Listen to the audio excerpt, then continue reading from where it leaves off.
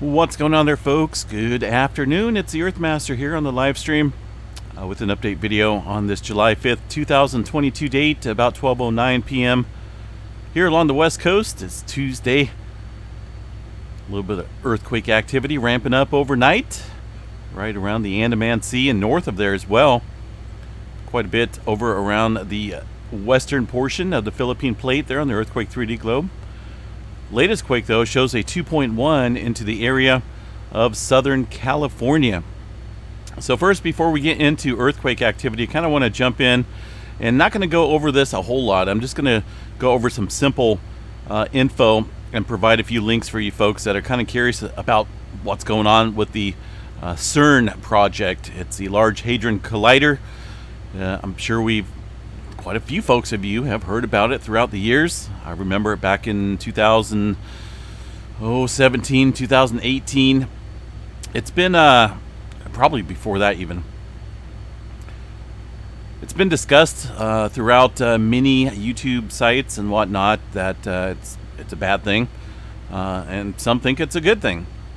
Anyway, a little bit of basic info on this. This little instrument thing, I shouldn't say little because it's actually pretty big. 10 years ago, scientists were able to discover the Higgs boson particle and help make sense of the universe using this collider. They did it again in 2018, unlocking new insights on protons. So now, I believe, it's already started up. I believe it was late last night when they fired this thing up. It is using a tremendous amount of energy to perform this little science experiment, huge science experiment. Looks like let's see, I'm trying to find a couple little highlights here to point out to you guys. I posted this in the one of my posts here on YouTube. Let's see, where did it go? Let's see. Oh yeah, here they mentioned, this is kind of interesting to me because they're trying to figure out basically how the universe began, the very fabric of everything. You know, what started all, the very beginning, so to speak. And I'm not going to go into different views of my own personal belief, but from these guys, they're stating there has to be more out there because we can't explain so many of the things that are around us. This is one of the people working on it. There's something really big missing, they claim. And by really big, we're talking about 96% of the universe big. So they're basically trying to figure it all out. At the same time, a lot of folks thinking that maybe could be messing with things that we shouldn't be messing with. Possibly creating black holes. Mandela effect. I'm sure you guys heard about that. I just got through watching a video here on YouTube about the Mandela effect. And sometimes it's got me scratching my head. It's like, wait a minute, I remember things this way. But then again, it's not. At least in this new reality that we're living in. So here's a little question and answer in regards to black holes. And this is just what they're putting out here. The creation of black holes at the Large Hadron Collider is very unlikely. However, some theories suggest that the formation of tiny quantum black holes may be possible. The observation of such an event would be thrilling in terms of understanding of the universe, our understanding of the universe. It would also be perfectly safe. So there's two types of black holes. They form in space when certain stars much larger than our sun, of course, collapse on themselves at the end of their lives. They concentrate a very large amount of matter in a very small space. They are so dense that the gravity they exert is such that not even light can travel out of them. I've always been fascinated with black holes, but as far as entering into them and time traveling or wormholes to a different portion of the universe, we don't know that. Speculations about black holes at the LHC, which is the Large Hadron Collider, refer to particles produced in the collisions of pairs of protons. These are microscopic or quantum black holes. Scientists are not at all sure that quantum black holes exist. So they're doing all these little experiments. I mean, it's like, you know, there's experiments where they try to create this. They try to reproduce or recreate dinosaur DNA or dinosaur eggs. This is like the beginning of the beginning. They're trying to figure out everything we've ever known, everything that we know right now. They're trying to figure out what started it all. So before, trying to make a monkey grow an extra arm or creating stuff in the lab, this is like the first of the first. They're trying to figure out how it all got started, the Big Bang. Let's see. The physical part of this experiment is colliding particles, which happens in nature all the time. We know, for example, that the Earth is constantly bombarded by cosmic rays. When cosmic rays hit the atmosphere, particles are colliding with one another in much the same way as in the collisions planned at the LHC. So they're claiming, just as we know that the Earth is safe under the natural bombardment of cosmic rays, so we know that recreating these collisions poses no threat to the Earth. Nature's collisions also reach much higher energies than those at the LHC. So, what if collisions at the LHC produced a black hole? The creation of a quantum black hole at the LHC would be very surprising, but very excited indeed. It would allow physicists to learn about nature's most elusive force, gravity. Remember, particles happen all the time, blah, blah, blah. We get it, yeah. So I think it's a very interesting operation, trying to figure out, and this is just humans. Humans always do this. They always want to know how it started. How did this happen? And I've always had a wonder too, as far as like when I was a kid, how did they figure out electricity? How did they figure out gravity, theory of relativity, all sorts of stuff. We're always wondering. So humans are always in that state of mind. So it's going to happen, right?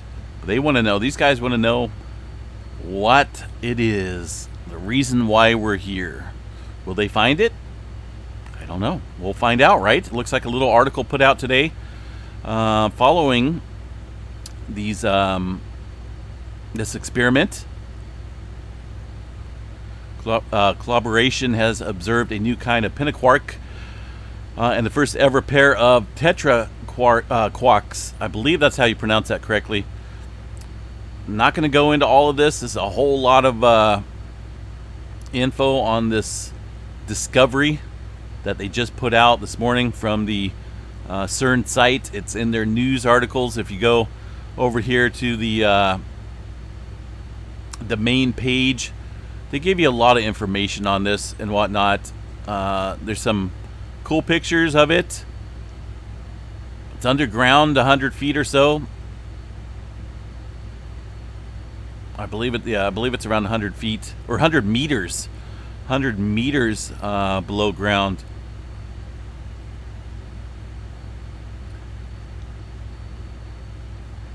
There's a lot of info, folks. I want you guys to check it out if you're curious about it. A lot of people I've seen last night not for sure what it is.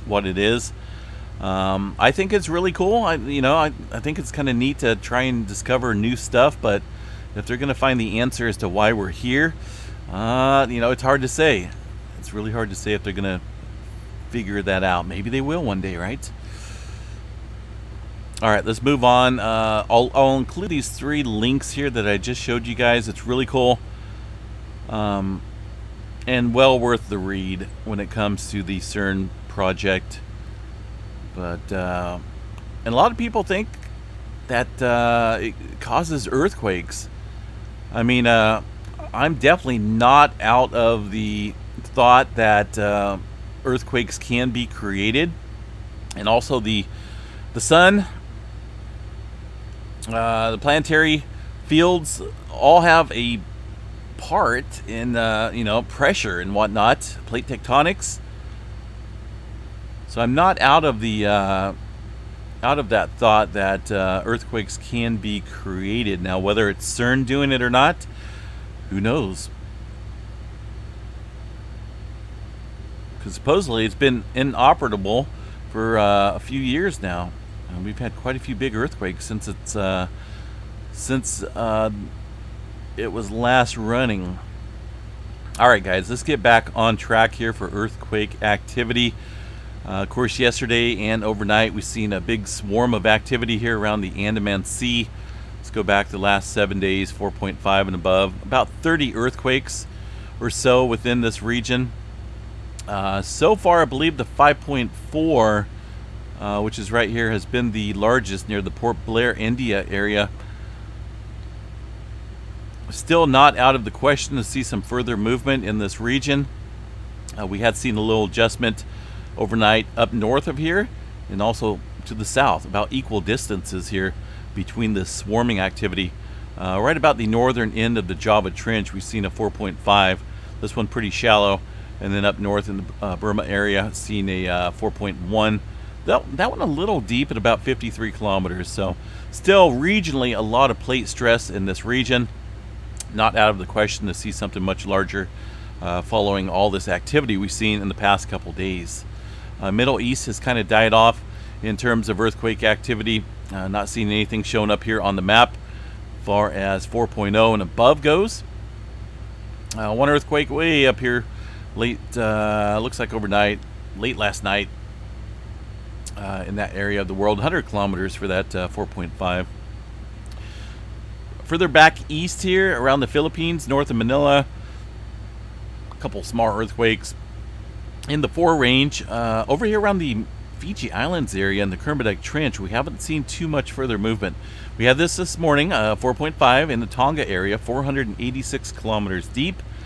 But since then, not a whole lot of activity. In fact, it's been a couple days since we've seen any movement here along the Kermadec and the Tonga region. Up into Alaska, that's another area that's been showing quite a bit of seismic activity north of the Aleutian Trench, deep up here.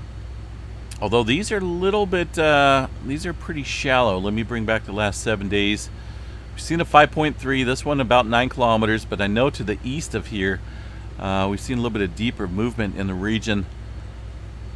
This 4.2 at 151 kilometers, and some further deeper activity to the south into the Pacific Plate and the North American subduction zone here. So that area definitely seen quite a bit of movement over the last 36, 48 hours. One earthquake up here in the Russia area. Looks like it right there in that little bend, right, between the Aleutian Trench and the Kuril-Kamchatka Trench. 4.6, pretty shallow at 10 kilometers. Hawaii, looks like that's lighting up a little bit today. Mostly around the Pahala area. Latest quake shows a 1.8. One earthquake out here around the Loihi Seamount, underwater submarine volcano, 2.5 at 41 kilometers deep. West Coast here in California. Still getting a swarm of activity here in the Mexicali area, just to the, looks to the west about 10-15 miles or so. Pretty shallow earthquake activity. This region did see a swarm of movement over the, I think it's been before, I'd say the last couple weeks or so in this area. Looks like about 12 earthquakes within the last week, but I know there's a little bit more prior to that. So within the last hour, got a 2.1 and a 1.5. A couple other ones this morning and overnight, including a 2.3.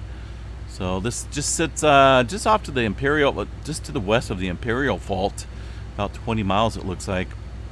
Again, up here to the north, we got the San Andreas Fault, southern segment. Looks pretty quiet for now. Nothing popping up, no major swarms around it. Yes, there is regionally, but specifically around the fault system, the plate boundary itself, I'm not seeing anything shown up here on the map. 1.6 in the Rancho San Diego area of California, 4.3. Up north, Ridgecrest, and looks like outside of Bakersfield, the Wheeler Ridge fault system showing a 1.1.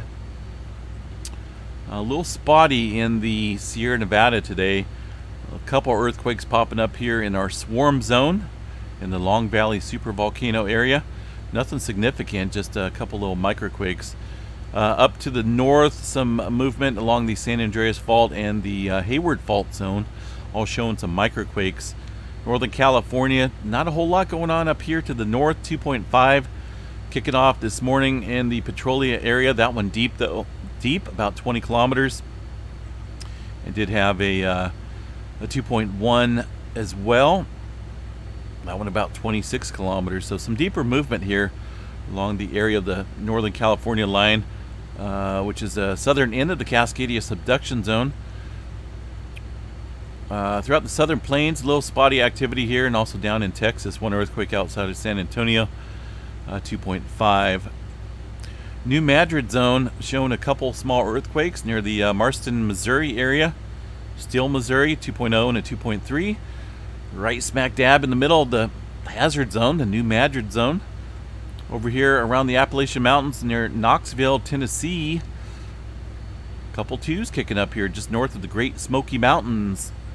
Beautiful area. Some deep earthquake activity though. 2.3 and a 2.1 in that area. Nothing going on further east. Things look kind of calm for now. Puerto Rico. Little activity stretching up towards the Puerto Rico Trench up here.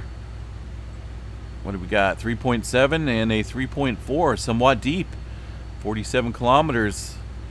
Kicking up here in that area. One of these days, this area is going to have a pretty large earthquake. Just a matter of time.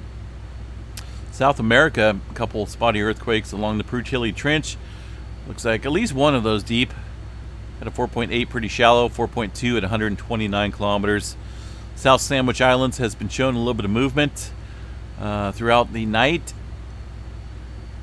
And this morning, it looks like a pair of fives. 35 kilometers deep into the South Sandwich Trench area.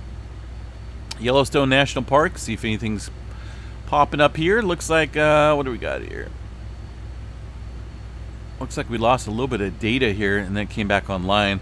Interference looks like, or some type of adjustment. Those aren't earthquakes because they're not showing up. These were earthquakes. We would definitely be seeing them picked up on these other local, very localized seismograph stations, and we're not seeing it. Not seeing a whole lot of earthquake activity whatsoever at all, folks, on the map. Looks pretty quiet. Very quiet there at Yellowstone National Park. Earthquakes Canada up to the north. Looks like a little activity way up in the Yukon regions at a 2.4.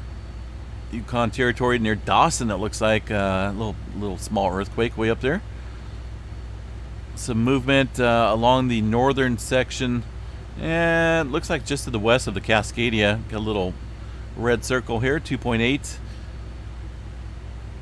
off the coast there, about 10 kilometers deep.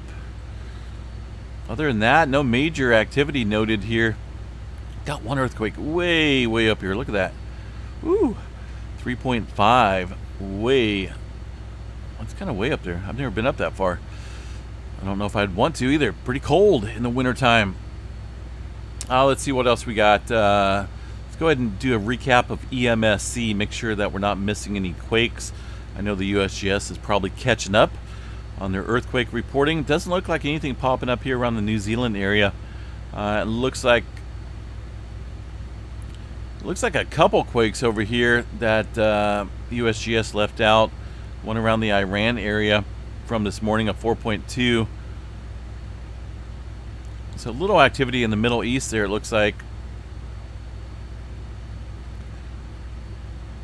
Let me zoom in here to the New Zealand area and see what we got for activity.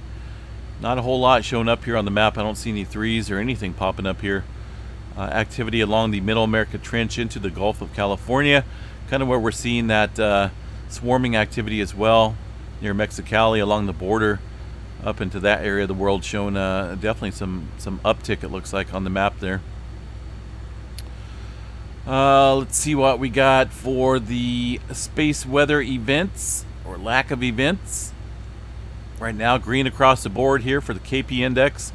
Looks like later tonight or tomorrow should be seeing a G1 class storm arrive for the higher latitudes. That's going to be due to coronal hole that's been facing us for a couple days now. This large 97 area been pouring out some charged solar particles in our area, or towards our area, I should say. getting a little bit of ramping up of some solar flaring. Last night, seen a couple, or yesterday, seen a couple upper C flares almost into the M category. And that's going to be, see where this is coming from. These guys stating no noteworthy events, so we didn't have any M flares kick up. But probability details, looks like the majority of this is coming off 3053, a newly named sunspot. Kind of suspected that last night. 30, I don't even see 3053 on here. I think they need to update that. But I'm guessing it's one of these far side spots over here. Kind of sparking a little bit of solar flare activity. Yeah, they need to update this here a little bit. So yeah, we'll see. What do we got? 60% chance of a C flare. That's pretty obvious, right? With the activity that we've been seeing. M flare at 15% chance. X flare remains less than 1% chance.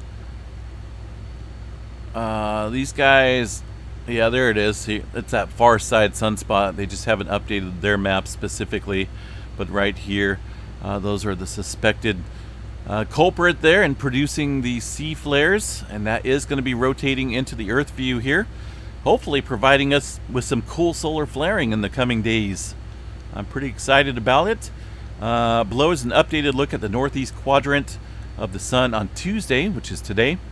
Solar activity during the past 24 hours was technically at low levels, although numerous C flares were detected. The majority of the C flares were observed around newly named sunspot AR 3053 towards the northeastern limb. This region could be a threat for an isolated M flare in the short term. Largest event looks like it was a C9.8, so around 3047, huh?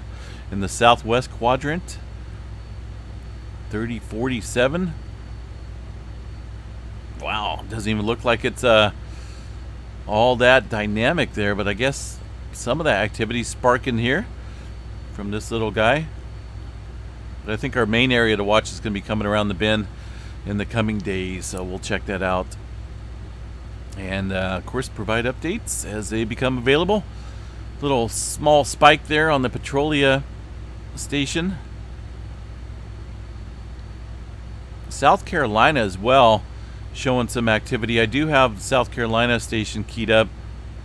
New Hope, South Carolina, showing a little bit of spiky earthquake activity, it looks like, here on the live seismograph. So I don't know if the USGS is, I don't think the USGS is reporting any of that, but there's definitely some small earthquake activity continuing there in the South Carolina region.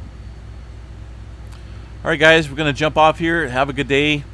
And if you get a chance, check out the articles that I'm going to post here in the description below of this video.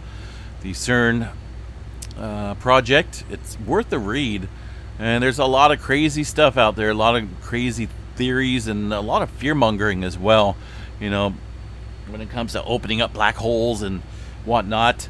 But it's worth a read. It's really mind-boggling if you really think about it, you know, what they're trying to figure out. And I could sit here and read it all day, watch YouTube videos on it all day. Just make sure you watch out for those ones that are kind of, you know, throwing out some weird stuff out there. So a lot of fear-mongering whenever stuff like that happens. You know, a machine, you know, blow up the universe is going to, you know, create a giant black hole and suck in the Earth. I don't see that happening at all. But a lot of people like to pull that card. But anyway, we'll chat to you guys a little bit later today, folks. Gonna pick up some of the fireworks from last night that I lit up here in the driveway. Just wanted to make sure those were all cool and put out before I put them back in the garbage.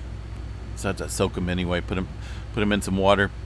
All right, guys, have a good day. Stay safe out there. We will chat at you a little bit later on. Peace out.